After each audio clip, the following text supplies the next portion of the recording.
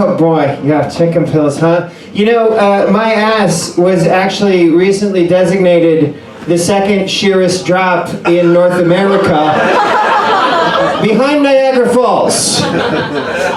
Some workmen actually came last week. They had to put a guardrail up because people kept falling off to their deaths. Thank you. My family is here tonight, which means nothing but cocaine material. Did you guys hear last month in Newark, they seized $77 million worth of cocaine? That sounds like Newark, doesn't it? This sounds like about Newark, right? $77 million. That is a lot of bachelorette parties. 1,400 individually wrapped kilos of cocaine. My question is, how do they know it's all cocaine? The answer is the cocaine taster. You remember this guy on TV detective shows who would pop up at the station house after they brought everybody back to taste the cocaine? You remember this guy, and he'd just be like,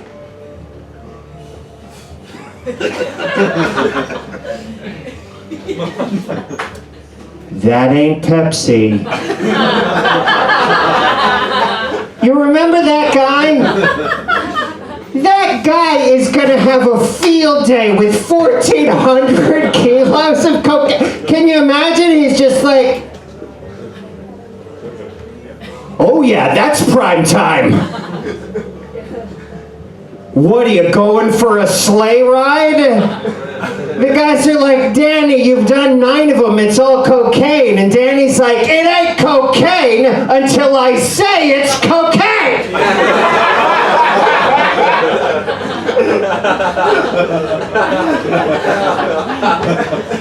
I like joking about cocaine. It doesn't mean I have a problem. I don't have a problem. The only times I do cocaine, Halloween, New Year's, Tuesday and Thursday, those are the only times that I do cocaine.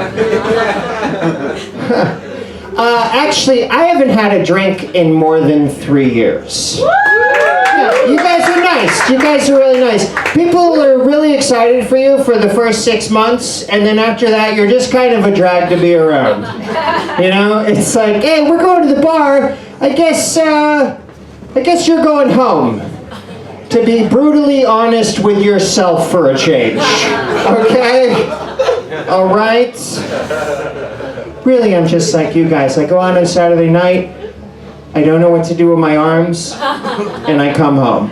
That's basically what it's like being sober. I also quit smoking. Thank you. Thank you. You guys are sweet. I really only miss smoking with coffee or after I killed that guy. You know? Yeah. Isn't that fun? I remember, you know, growing up, it seemed like all of my friends had alcoholics in their families, and we didn't have any in ours. And I remember being a kid and just thinking how fortunate I was not to have any alcoholics in my family. And then I got to my 30s, and I was like, oh, I'm the alcoholic, huh? Yeah, that makes everybody sad, doesn't it? That makes everybody sad. I recently realized I was a very ugly kid. That's actually a lie. I knew the whole time. Anybody else an ugly kid? Oh, a bunch of beauties, huh? You guys just loved school pictures, didn't ya? You know, this week I'm getting my picture taken over at the school. I recently discovered a bunch of my old school pictures. I was cleaning out my mom's basement because she's dead. And I discovered, thank you. It's hard to keep your eyes off of it, isn't it? It's like, what is that piece of white paper doing fluttering up on stage? What is that?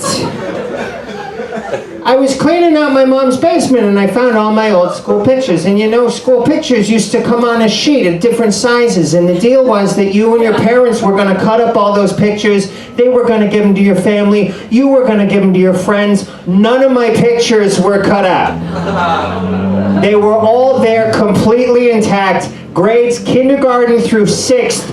All of them there. Right? And my mom was actually doing me a favor. Because I looked like this. My left eye never really opened. It was more skin than eye. I looked like you had paused me while I was winking. Or if there are any Radiohead fans out there, if you remember the first time you ever saw Tom York, and you were like, "Ugh, that's Tom York? How does he do it with that terrible eye?"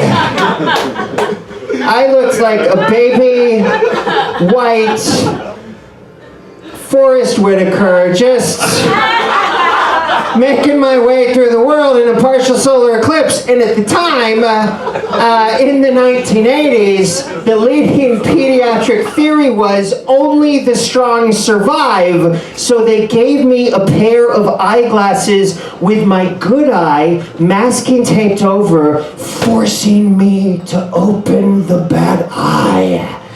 I was running around without a lot of eyes to work with. Just going up to bushes like, "Is anybody there? Would you like to be my friend?" At that point, I looked like Macaulay Culkin in My Girl if he would have survived the beast. And now I'm great. I am terrific. I have a couple of substance abuse problems.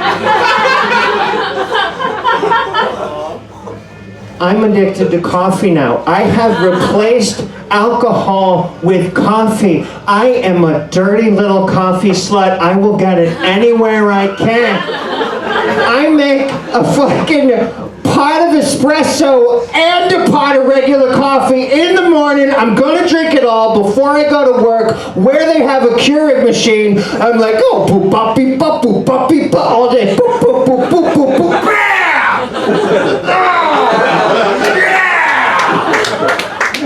That's why I act like this. None of my friends will tell me I have a problem because really, what's the worst thing that can happen to you when you're drinking too much coffee? You are gonna burst into flames eventually. When you are abusing coffee like I'm abusing coffee, it is a drug.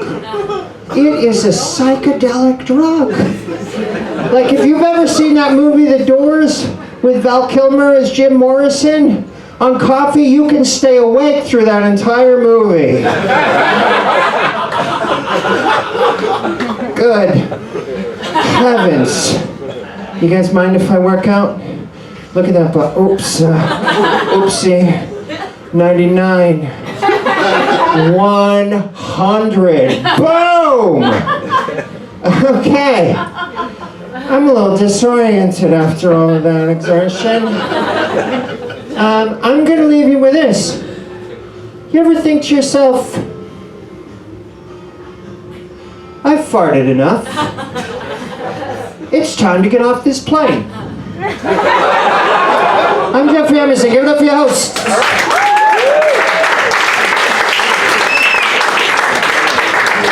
Jeffrey Emerson. You guys can see him on Happy on the Sci-Fi Channel. Yeah, he's on TV. That's a big deal. And I got some more great news. We have